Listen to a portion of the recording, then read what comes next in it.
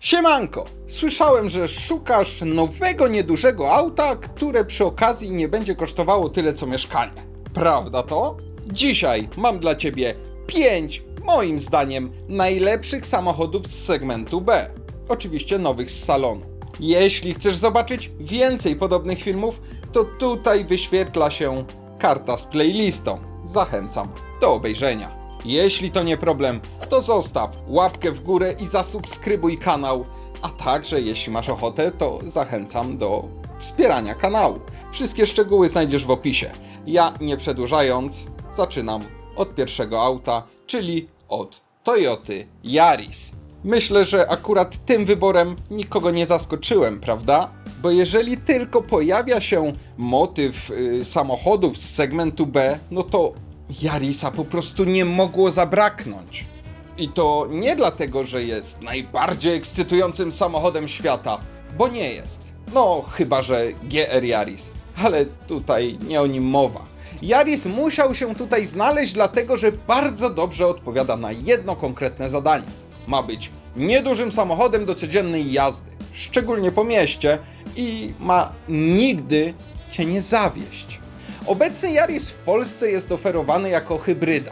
W gamie znajdziemy m.in. układ 1.5 Hybrid o mocy 116 koni, a w wyższych wersjach również mocniejszy wariant 130-konny. Toyota łączy go z przekładnią ECVT, więc jeśli nie chcesz zmieniać biegów, to tutaj nie musisz się nawet zastanawiać nad wyborem skrzyni. Podstawowy 116-konny Yaris jest moim zdaniem tym, którego warto brać pod uwagę. Prawda jest taka, że do miasta nie potrzebujesz 130 koni. Nie kupujesz tego samochodu po to, żeby sprawdzać, co zrobi na autobanie przy 200 na godzinę. Kupujesz go, żeby rano przejechać kilka kilometrów przez korki, zaparkować pod sklepem, później wrócić do domu i przy okazji nie oglądać na desce spalania zaczynającego się od 8. Największą zaletę tej Toyoty najlepiej odczujesz właśnie w mieście. Ruszasz, część drogi samochód pokonuje na silniku elektrycznym. Auto podczas hamowania odzyskuje energię. I co najważniejsze, nie musisz go podłączać do żadnej ładowarki. Toyota dla Yarisa z roku modelowego 2026 podawała cenę katalogową zaczynającą się od ponad 101 000 złotych za wersję Active 116-konną.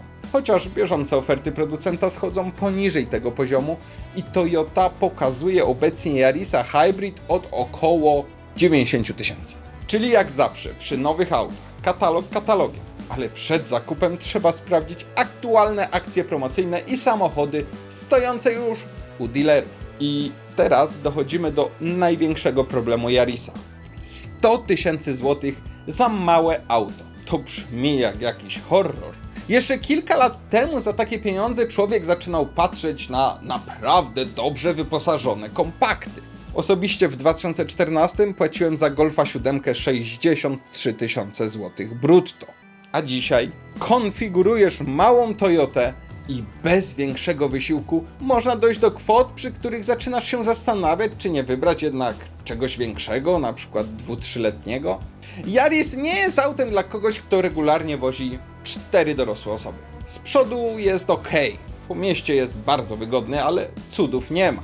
To nadal samochód mający około 4 metry długości. Na autostradzie pojawia się kolejny kompromis. Przy spokojnej jeździe jest dobrze, natomiast gdy mocniej wciskasz gaz, charakterystyka ECVT potrafi wkręcić silnik na wysokie obroty i trzymać go tam, i trzymać, i trzymać. Jednym to kompletnie nie przeszkadza, a inni po pierwszej dłuższej trasie mówią, że jednak wolą zwykłą benzynę i zwykłą skrzynię biegów. Komu polecam Yarisa? Jeżeli większość twojej jazdy to miasto, robisz dużo krótkich odcinków, chcesz automatyczną skrzynię i zależy ci przede wszystkim na niskim spalaniu oraz prostym użytkowaniu, no to brałbym go bardzo poważnie pod uwagę. Jeżeli jednak za te same pieniądze szukasz jak największej ilości samochodu, wyposażenia, miejsca, no to za chwilę pokażę ci coś, co może trochę popsuć Toyocie humor. Ale zanim do tego dojdziemy, to najpierw samochód numer 2. Hyundai i20. I tutaj od razu muszę wyjaśnić jedną rzecz. Pewnie część z was się zastanawia, gdzie się podziała ta magiczna jedna literka N. Hyundai i20N był jednym z najciekawszych małych hot hatchy ostatnich lat. Silnik 1.6 turbo, 204 konie, manualna skrzynia, 0-100 w około 6,2 sekundy. Mały, lekki samochód zrobiony po to, żeby sprawiać frajdę. No, ale oczywiście nie mogło być aż tak kolorowe. Jeżeli pójdziesz dzisiaj do salonu Hyundai'a i będziesz chciał zamówić nowe i20N, no to niestety go nie zamówisz. Pełne i20N nie jest już częścią aktualnej europejskiej i polskiej gamy nowych modeli. Sam Hyundai na swojej obecnej stronie N wymienia i20N wśród wcześniejszych modeli, natomiast jako aktualne modele N oferuje jedynie wersje elektryczne, czyli Ioniq 5N oraz Ioniq 6N. Szkoda, naprawdę szkoda. Bo segment B zrobił się tak poprawny, oszczędny i bezpieczny, że samochód pokroju i20N wygląda dziś prawie jak coś z innej epoki. Jeżeli gdzieś trafisz jeszcze fabrycznie nową, niezarejestrowaną sztukę ze stoku dealerskiego, to jest osobny temat i wtedy nawet się nie zastanawiaj. Ale oficjalnie model ten nie jest już dostępny jako nowy, więc nie będę udawał w tym filmie, że jest to normalnie dostępna wersja. Co zatem nam zostaje? Zwykłe i20 oraz i20N Line.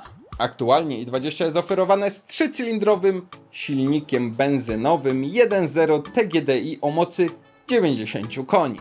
Możesz połączyć go z 6-biegowym manualem albo 7-biegową dwusprzęgłową skrzynią 7 DCT. Hyundai podaje przyspieszenie do setki na poziomie 11,5 sekundy dla manuala oraz 12,8 sekundy dla skrzyni automatycznej. Więc od razu uprzedzam, dopisek N-Line nie zamienia obecnego i20 w następcę i20N. N-Line daje przede wszystkim wygląd. 17-calowe felgi, inne zderzaki, sportowe fotele, kierownice i kilka dodatków.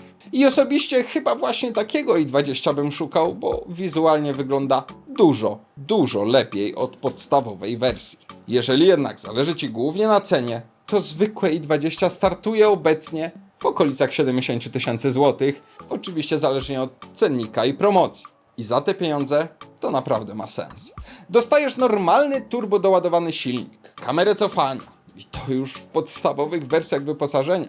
Do tego liczne systemy bezpieczeństwa, a w droższych odmianach większe zegary, LEDy, automatyczną klimatyzację czy dostęp bezkluczykowy. Największą zaletą Hyundai'a jest moim zdaniem jednak to, że niczego szczególnie nie komplikuje.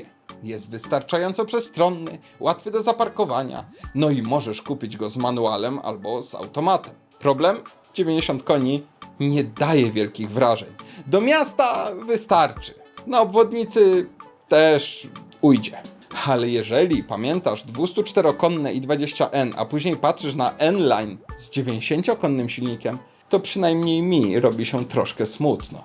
Wybierając N-Line, no trzeba to dobrze policzyć, bo jeżeli dopłacisz dużo tylko za wygląd, to cenowo możesz się znaleźć bardzo, ale to bardzo blisko większych samochodów. i20 poleciłbym komuś, kto chce po prostu nowe auto z salonu, nie potrzebuje hybrydy i nie chce wydawać 100 000 na podstawowy samochód miejski. No dobra, to teraz nadszedł czas na nasz europejski rynek. Renault Clio. I tutaj sytuacja zrobiła się naprawdę ciekawa, bo mamy już nowe Clio. I co ciekawe, Renault nie postawiło jedynie na hybrydy. Podstawowy silnik to TCE 115, czyli benzynowe 1.2 turbo o mocy 115 koni, do tego 6-biegowy manual i 190 Nm. Do tego jest dostępna wersja Full Hybrid E-Tech 160, a także wersje z instalacją LPG. I moim zdaniem to jest bardzo dobra decyzja, bo nie każdy człowiek kupujący małe auto potrzebuje hybrydy. Jeżeli niewiele jeździsz, pokonujesz sporo tras pozamiejskich i szukasz po prostu niedrogiego nowego samochodu, to podstawowe TCE 115 może być wystarczające i czasem po prostu bez sensu jest dopłacać kilkanaście czy kilkadziesiąt tysięcy do skomplikowanego układu napędowego, którego zalet będziesz wykorzystywał raptem w kilku procentach. Clio startuje obecnie od około 84 000. Oczywiście hybryda E-Tech 160 jest wyraźnie droższa. Konfigurator pokazuje ją od około 92 000 w podstawowej wersji. a te lepiej wyposażone samochody bez problemu przekraczają 110 czy nawet 120 tysięcy. I tutaj muszę uczciwie powiedzieć jedną rzecz. Za 120-130 tysięcy Clio przestaje być tanim miejskim samochodem. Może mieć dobre wyposażenie, może mieć hybrydę, może wyglądać bardzo dobrze, ale to nadal Clio. Dlatego jeśli postawiłbym na Clio, to najbardziej interesowałaby mnie wersja z silnikiem TCE 115, ewentualnie bardzo rozsądnie skonfigurowana hybryda, ale tylko jeżeli samochód rzeczywiście miałby większość życia spędzać w mieście. Największą zaletą Clio jest to, że zaczęło dojrzewać do roli jedynego auta w domu.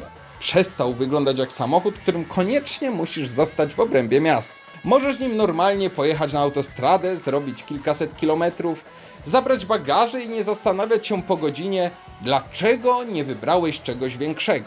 Hybryda ma z kolei sens dla kogoś, kto codziennie przebija się przez zakorkowane miasto. Renault deklaruje w nowym układzie E-Tech moc systemową 160 koni mechanicznych, a silnik spalinowy ma teraz 1,8 litra. Czy brałbym Clio w ciemno? Nie. Najpierw pojechałbym się nim przejechać i sprawdziłbym pozycję za kierownicą, działanie multimediów i przede wszystkim porównał ofertę z Yarisem czy z MG. Bo przy obecnych promocjach różnica potrafi wyglądać zupełnie inaczej niż w cenniku. Clio poleciłbym komuś, kto chce małe auto, ale nie chce czuć, że kupił typową miejską puszkę. Szczególnie jeżeli czasem pokonujesz dłuższe trasy i potrzebujesz troszkę bardziej uniwersalnego samochodu. Jeżeli natomiast twoim głównym kryterium jest cena, to Suzuki przygotowało dla ciebie naprawdę mocny argument. Suzuki Swift. I chyba żadne inne auto w tym filmie nie pokazuje aż tak dobrze, jak bardzo skomplikowaliśmy sobie ostatnimi laty małe samochody. Swift ma dzisiaj 3 cylindry, silnik 1.2 DualJet. Do tego miękka hybryda i manualna skrzynia. I tyle. Nie ma 200 koni, nie ma wielkiego akumulatora, nie próbuje udawać SUV-a. Ma być lekki, prosty i przede wszystkim ma mało palić. Aktualny Swift 1.2 Mild Hybrid ma 82 konie.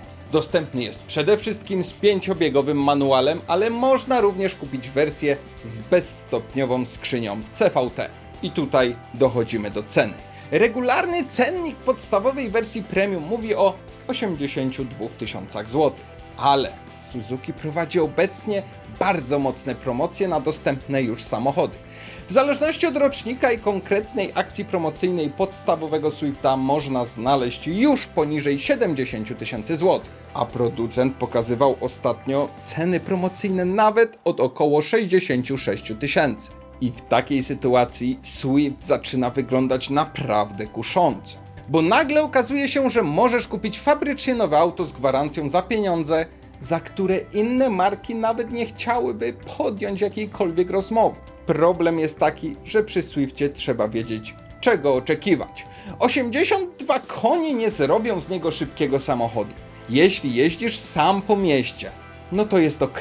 Swift jest lekki, więc nie czuje się aż tak ospały, jak sugerowałaby sama liczba. Ale wrzuć 4 osoby, bagaży, wjedź na autostradę, no i czar pryska. Przy wyprzedzaniu będziesz musiał redukować biegi. Przy większych prędkościach będzie głośniej niż na przykład w Clio. Materiały we wnętrzu też nie próbują udawać auta za 150 tysięcy. I wiesz co? Patrząc na cenę, to nie są rzeczy, które jakoś wyraźnie mi osobiście przeszkadzają. Swift przynajmniej niczego nie udaje. To jest mały samochód za możliwie rozsądne pieniądze. Dla kogo? Dla osoby, która jeździ głównie po mieście i po okolicy, robi 10 czy 15 tysięcy kilometrów rocznie i chce przede wszystkim kupić tanie, nowe auto, a następnie tanio nim jeździć. Jeśli raz na 2 tygodnie robisz 700 km autostradą, no to wybrałbym Clio albo nawet poszedłbym w jakiś samochód o klasę wyżej. Ale jeśli potrzebujesz auta do pracy, do sklepu czy do codziennych spraw, to dziś naprawdę trudno jest zignorować Swifta. No i co? Nadszedł czas na ostatnie auto. I uwaga, myślę, że mogę Was zaskoczyć. MG, a dokładniej MG3 Hybrid Plus. I jest to samochód, który na papierze wygląda trochę tak, jakby ktoś wziął cennik z Yarisa i powiedział: dobra, a co jeśli damy ludziom trochę więcej mocy i zawołamy mniej pieniędzy? Bo MG3 ma układ składający się z silnika benzynowego 1.5 o mocy 102 koni oraz silnika elektrycznego rozwijającego 136 koni. Deklarowana przez producenta moc całego układu to 194 konie. Słyszysz? 194 w samochodzie z segmentu B. MG podaje 0-100 w okolicach 8 sekund oraz zużycie paliwa już od 4,4 litra na 100 km. I właśnie dlatego to auto musiało wręcz znaleźć się w tym filmie. Bo gdy Toyota oferuje podstawowego Yarisa Hybrid z mocą 116 koni, MG w podobnych pieniądzach rzuca na stół prawie 200. Oczywiście, same konie nie oznaczają automatycznie lepszego samochodu, ale kiedy patrzysz na ceny, no to robi się jeszcze ciekawiej. MG3 Hybrid w regularnym cenniku zaczyna się od około 87 tysięcy. Wersja Excite to około 94,5 tysiąca, a najwyższa Exclusive to okolice 101 tysięcy. Do tego MG daje obecnie nawet do 9 tysięcy złotych rabatu na wybrane nowe auta z produkcji 2024 i 2025, więc dostępne samochody potrafią być wyraźnie tańsze. Czyli możesz dojść do sytuacji, w której prawie 200-konna pełna hybryda kosztuje tyle, co znacznie słabszy konkurent. I tutaj MG robi bardzo mocne pierwsze wrażenie. Dostajesz automatyczną skrzynię, kamerę cofania, ekran, Apple CarPlay, Android Auto i to wszystko już w podstawowej wersji. A wyższe odmiany dorzucają m.in. kamerę 360, podgrzewane fotele czy więcej systemów bezpieczeństwa. Tylko tutaj trzeba się na chwilę zatrzymać. Przy MG przed zakupem zadałbym sobie jedno ważne pytanie. Czy planuję tym samochodem jeździć 3 lata czy 10 lat? Bo Toyota ma ogromną przewagę, której nie zobaczysz w konfiguratorze. Doskonale wiemy, jak Yaris Hybrid zachowuje się po latach. Na rynku są ich tysiące od wielu lat. Wiemy, ile kosztują używane egzemplarze, jak wygląda serwis i jak rynek reaguje na ten model. A MG dopiero to wszystko buduje. Za 5 czy 8 lat przekonamy się, jak te samochody trzymają wartość, jak starzeje się elektronika i jak będzie wyglądała dostępność części do konkretnej wersji. Nie mówię, że będzie źle. Po prostu dzisiaj tego nie wiemy tak dobrze, jak w przypadku Toyoty. I to jest moim zdaniem najciekawszy wątek w całym tym filmie. Yaris mówi: daję ci mniej mocy, ale stoją za mną lata doświadczenia z hybrydami. MG mówi: zapomnij o historii, zobacz, ile samochodu dostajesz dzisiaj za swoje pieniądze. I każdy z nas musi odpowiedzieć sobie sam, co jest dla niego ważniejsze. MG3 poleciłbym komuś, kto chce pełną hybrydę, automatyczną skrzynię, dobre wyposażenie i nie ma problemu z kupieniem marki, która dopiero buduje swoją pozycję. Jeżeli planujesz kupić samochód na 10 lat i najbardziej zależy ci na przewidywalności, no to nadal skłaniałbym się w stronę Yarisa. Moim zdaniem przedstawione przeze mnie przed chwilą auta idealnie pokazują, jak dzisiaj wygląda segment B. Yaris jest wyborem dla człowieka, który dużo jeździ po mieście i chce sprawdzoną hybrydę. Hyundai jest najbardziej klasycznym samochodem z tej listy. Benzyna, manual albo automat, rozsądna cena. I jednocześnie przypomina, jak bardzo brakuje dzisiaj wersji i20N. Clio jest chyba najbardziej uniwersalne i najbardziej zbliża się do samochodu, którym możesz robić wszystko. Swift wygrywa prostotą i ceną, no i nie próbuje udawać większego ani droższego auta. A MG3 podchodzi do tematu zupełnie inaczej. Duża moc, pełna hybryda, spoko wyposażenie i cena, która ma przekonać Cię, żebyś dał szansę marce spoza starego europejskiego układu. I bardzo jestem ciekaw, co Ty byś wybrał. Ja, gdybym miał kupić małe auto, głównie do miasta i zależałoby mi na tym, aby się nie psuło, no to raczej postawiłbym na Yarisa. Gdybym natomiast chciał wydać małe pieniądze, no to Suzuki Swift. A jeżeli nie przeszkadzałoby mi to, że marka jest względnie nowa, a przynajmniej na rynku europejskim, i chciałbym za względnie rozsądne pieniądze mieć spoko wyposażenie i całkiem wysoką moc, no to MG3. Tylko że tutaj nadal pojawia się pewien problem, bo gdyby tak tylko Hyundai nie wycofał i20N, no to chyba nie miałbym nad czym się zastanawiać. A ty co byś wybrał? Daj znać w komentarzu. Przypominam o łapce w górę, o subskrypcji, a także o możliwości wsparcia kanału.